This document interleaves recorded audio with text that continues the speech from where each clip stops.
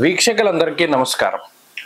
June నెల ద్వాదశ రాశులపై ఏ విధమైనటువంటి ప్రభావాన్ని చూపెడుతూ ఉన్నది, జూన్ నెలలో ఉండేటువంటి గ్రహస్థితి 12 రాశులను ఏ విధంగా ప్రభావితం చేస్తూ ఉన్నది, ఈ విషయాన్ని ఈ వీడియో ద్వారా తెలుసుకుందాం.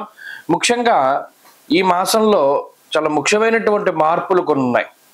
కొన్ని గ్రహాల తాలూకు యుతులు, కొన్ని సమసప్తక స్థితులు, కొన్ని షష్టాష్టక స్థితులు ఈ రాశులపై ప్రభావాన్ని చూపించబోతూ ఉన్నాయి. ముఖ్యంగా తొలగిపోయినటువంటి కుజస్తంభన దోషము గత సంవత్సరం 2024 సంవత్సరం ఆగస్టు దగ్గర నుండి ఉన్నటువంటి కుజస్తంభన ఈ సంవత్సరంలో ఈ జూన్ 7వ తారీఖు తోటి తొలగిపోతూ ఉన్నది.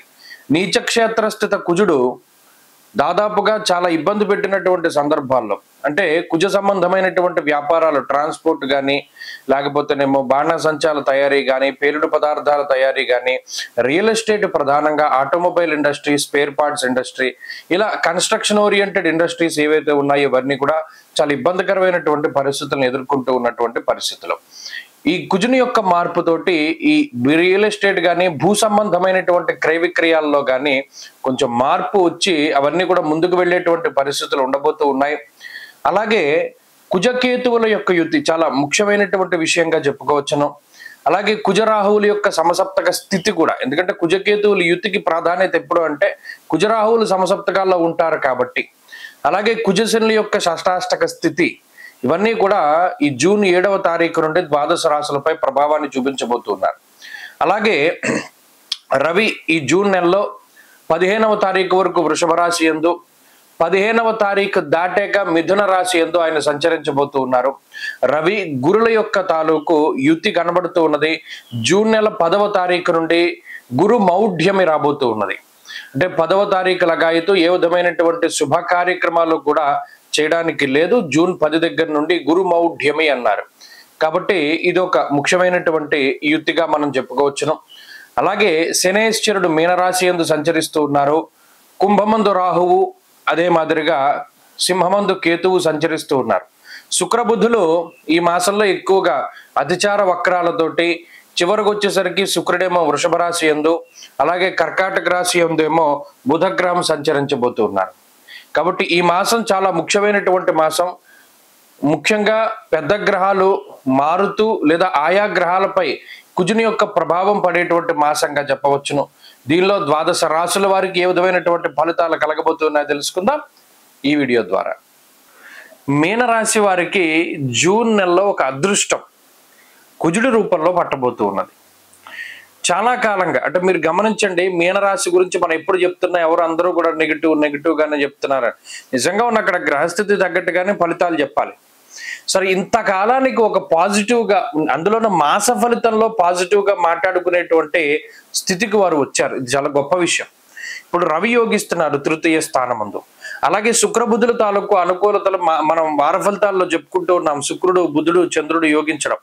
అయితే చాలా కాలం తర్వాత ఈ రాశి వారికి కుజబలం అన్నది వచ్చింది. ఇది చాలా గొప్ప విషయం. జూన్ 7వ తారీఖు దగ్గర నుండి ఈ రాశి వారికి షష్ఠ స్థానమందు కుజుని యొక్క సంచారం ఉంటుంది. ఇది ఎందుకు చాలా ముఖ్యం అంటే ఏలినాటి శని, జన్మరాశి స్థిత శనేశ్వరుడు చాలా ఇబ్బంది పెడుతున్నారు. తేజోహా నిర్మతిర్భ్రం సోమన పీడ భయంతదా అన్నారు. అంటే వాళ్ళు ఏం చేయడానికైనా ఒక థాట్ రాదు, ఒక ఆలోచన రాదు. సరే, మనం ఉన్న పరిస్థితి బ్యాడే, దీని నుండి బయటపడడానికి ఏం చేయాలి అన్న ఒక ఆలోచన రాదు.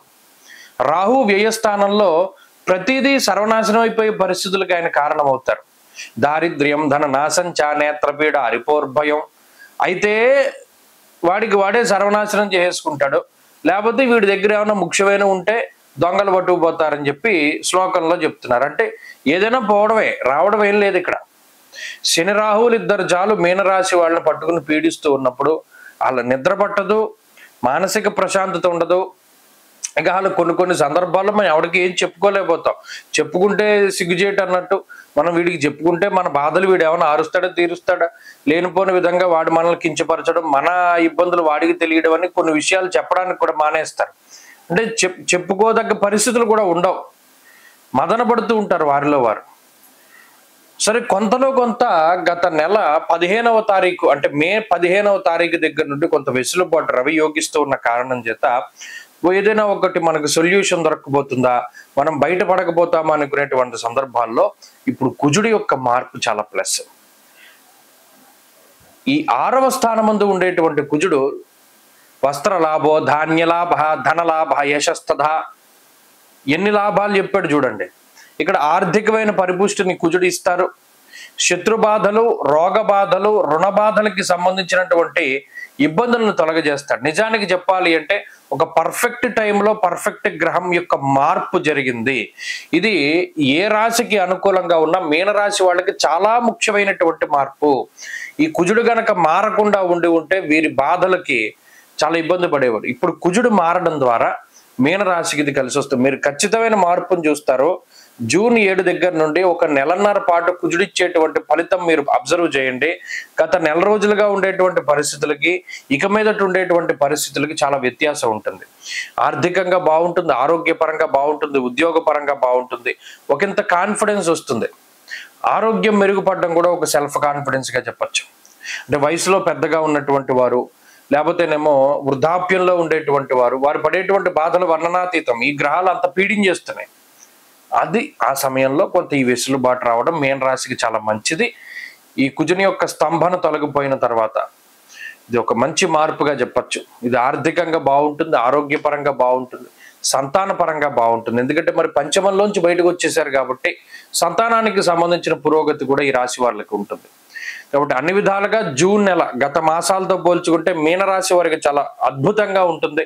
మరిన్ని మంచి ఫలితాల కోసం ప్రతి శనివారం సాయంత్రం శివాలయానికి వెళ్ళి నంది దగ్గర దీపం పెట్టండి. ప్రతిరోజు రుద్రకవచం పారాయణ చేయండి. వీలుంటే ఉమామహేశ్వర స్తోత్రాన్ని కూడా పారాయణ చేయండి.